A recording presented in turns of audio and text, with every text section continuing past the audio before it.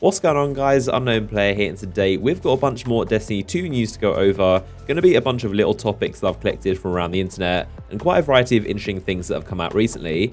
So first, super quick thing, a closer look at the new Cold Heart exotic weapon. Bungie released a cool image of its actual in-game stats and also some new descriptions of the weapon we haven't seen before. So as you can see, it's got minimal impact, a very good range, which is interesting to see. It's got a good stability, which is to be expected because it is a laser beam. Doesn't have much recoil or kick to which kind of rises a little bit. Also, the handling and reload speed are average. Now, at the bottom of this graphic, there is some really faint text. It's super hard to read. It probably won't be readable on this YouTube video, but I can just barely make out in person. It says Cold Heart Trace Rifle, Weapon System MK1. The latest Omlon engineering leverages liquid fuel as a coolant to keep the weapon systems at a biting sub-zero temperatures. The weapon shoots a steady, cold, fusion-powered laser that does exponentially more damage the longer it remains on the target. So pretty interesting how it does exponentially more damage the longer you hold it on an enemy. It did surprisingly seem to kill these Cabal really quickly, and even the ship. If you've played the beta, you know these things have a ton of health, so I'm not sure if they reduce the health just for the trade to make it look cool, but this weapon does seem to pack a decent punch.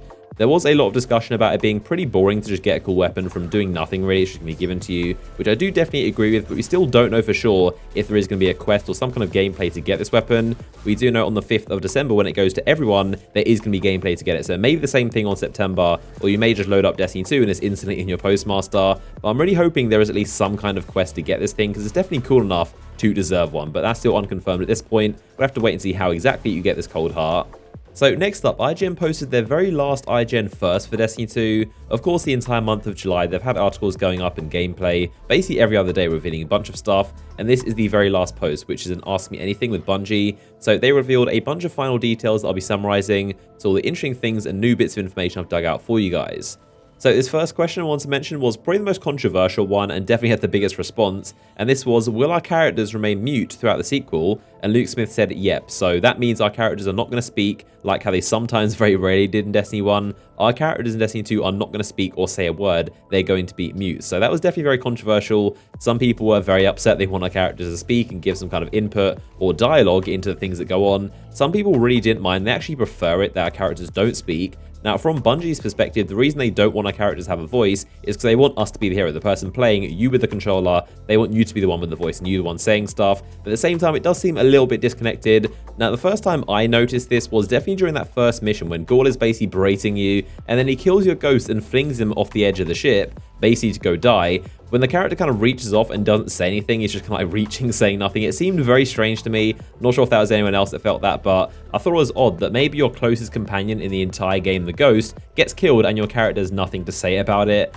And also when Gary on the ship was basically berating you and just insulting your entire species and the Guardians and humanity, I thought it was also pretty strange how your character had nothing to say. No response, you just kind of sit there and take it. But I don't know, sometimes it does seem like it kind of fits for your character not to speak, but sometimes, like in that first mission, I do think it's a little bit strange. But let me know your thoughts down below. Do you think it's better that characters aren't going to speak, or do you wish they spoke a little bit like back in Destiny 1, how they occasionally kind of chimed in with a few words, or do you wish they spoke a lot more than that? But let me know your thoughts down below in the comment section. So onto some more quicker, almost rapid-fire style questions that were yes and no answers. Someone asked, are there going to be any multi-passenger vehicles? And Luke Smith said nope. So we know we have tractors and tanks and lots of vehicles in Destiny 2, but apparently only one of you will be able to drive them at a time. Someone asked, with the main stats being on our gear, will high armor gear look tanky and bulky with high armor, and will high agility armor look slimmer and more agile to match? And Luke said no, so the two aren't related. You might have some massive bulky armor that has really good agility perks in it, or really slim gear that's heavily armored, so it's not going to matter. But it is a pretty cool idea to have your gear visually reflect your perks, but who knows, maybe they'll do it in the future, but right now for Destiny 2, they definitely aren't. Someone asked why there wasn't a theater mode in Destiny 1 and if there'll be one in Destiny 2, and also will we still be able to do the sword glitch to make fan films? He said Destiny 2 does not feature a theater mode, and he doesn't know for certain if the sword glitch still functions. We've changed a lot of code and content under the hood for how things work, including swords, of which there are now many types. And of course, we've seen countless times in trailers, there are a bunch of new sword types and animations, and there's definitely going to be a lot of variety in that department. Luke was also asked about the changes and feedback since the beta, and of course, like Bungie said, it's a very old build, so they've already made plenty of changes, but he said since the beta they've made grenades more powerful, kinetic and energy weapons have a damage boost, they've increased and improved how power ammo drops, and increased super energy regeneration across both PvE and Crucible, among tons and tons and tons of big and small changes. So that's basically our feedback going towards helping the final game be a bit better. Someone asked the cheeky question of how much time do we have between the launch of the raid and the first raid dropping, and Luke gave a pretty cheeky answer back saying it's IGN first, not IGN everything, so I guess they're still keeping the launch date of the raid under wraps. Someone asked if there was anything that was missed by the community in Destiny 1 that was snuck into Destiny 2, like secrets, and Luke said basically probably. And then someone asked, will PvP and PvE be balanced separately or as one? And Luke said, essentially on a small scale, weapons will be balanced slightly differently. So some weapons will do slightly more and less damage across the two.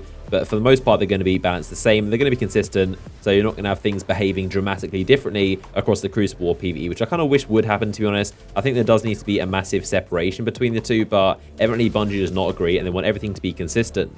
So the final question I wanted to highlight was someone asking about the frequency of updates and content to Destiny 2, and if we can expect more than Destiny 1. And Mark said that they didn't meet theirs or the community's expectations for new content on a predictable schedule, but with Destiny 2 they're confident they've got a really good offering in the pipe. Now we've heard this a lot before from both Activision and Bungie. Eric Hirschberg in an interview a while back said, we got a lot right with Destiny 1, but one of the things we didn't do was keep up the demand for new content. As great as the 4 expansions were, there was clearly an appetite for more, and one of the things you'll see with Destiny 2 the second it launches is that we've got a lot of additional developers to help with more content, and this is going to allow us to keep a more robust pipeline for content in the ecosystem.